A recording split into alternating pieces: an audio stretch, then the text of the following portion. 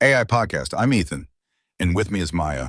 Today we're unpacking a paper titled Outrageously Large Neural Networks, the Sparsely-Gated Mixture of Experts Layer, led by Noam Shazeer at Google Brain. Hey, Ethan, I skimmed this one and it sounds bold. Give me the short version first. The gist is this. The authors show how to make neural networks vastly larger in parameters without paying a matching cost in computation. They add a special layer called a sparsely-gated mixture of experts. For each token, the model activates only a few small experts out of a large pool. Capacity goes way up, while the work per token stays roughly steady. In practice, language modeling and machine translation improved at similar compute to strong baselines. So it's like having a big team on call, but you only page the specialists you need. Exactly. Think of a hospital with many departments. Most patients need just the right few. The gating network is the triage desk that routes each case. Who's behind the work and where did they present it? It was led by Noam Shazeer with colleagues at Google Brain, with contributions from Azalia Mirhoseini, Jeff Dean, Geoffrey Hinton, and others, and it appeared at ICLR 2017 as a poster. All right, what problem were they trying to solve? Bigger models tend to perform better when you have enough data, but the usual scaling turns on every parameter for every example.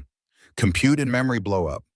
Conditional computation promises a fix by activating only parts of the network per input, but earlier attempts struggled with hardware efficiency, unstable training, and communication overhead when spreading experts across devices. Right, GPUs prefer dense, predictable work, not lots of routing decisions. That's the crux.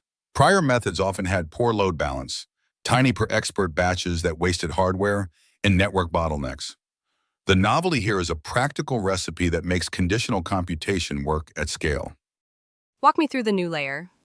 The layer is a bank of small feed-forward experts plus a trainable gate.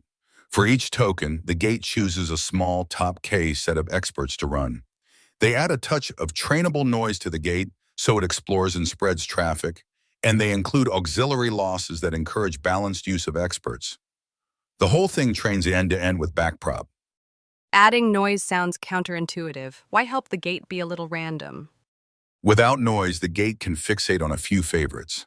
A little noise makes close calls competitive, which improves load balance and lets experts specialize. It acts like a routing regularizer. And these experts, what are they doing day to day? They are standard two-layer feed-forward subnets, just many of them.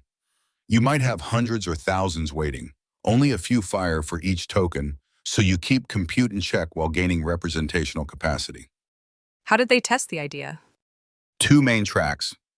First, language modeling with an LSTM baseline, where they inserted the expert layer between LSTM layers. They used a well-known benchmark and also a much larger internal news corpus to see how it behaves with abundant data. Second, machine translation by adding expert layers in both encoder and decoder of a strong neural translation system. They ran standard English to French and English to German tests in a multilingual setup that trained one model on many language pairs. Was the comparison fair on compute, or did they just use more hardware? The comparisons hold compute roughly steady. The goal is capacity on demand, not brute force. The results show lower perplexity for language modeling and better translation quality, typically about a point or so in blue on those standard tests. If I'm building a system, what improves for me? In language modeling, you get fewer surprises in next token prediction. In translation, you get cleaner word choice and phrasing. The gains come from capacity. The model can memorize and represent more patterns while only using the slice it needs at each step. This routing must be tricky at scale. How do they keep the system efficient? They shard experts across devices and mix data parallelism for regular layers with model parallelism for the expert bank. They batch tokens headed to the same expert, so each expert still sees healthy mini-batches. For very large pools, they use a hierarchical gate that first picks a group and then picks within that group, which reduces communication fan-out. Do experts actually specialize, or is it just load sharing? They report clear specialization patterns.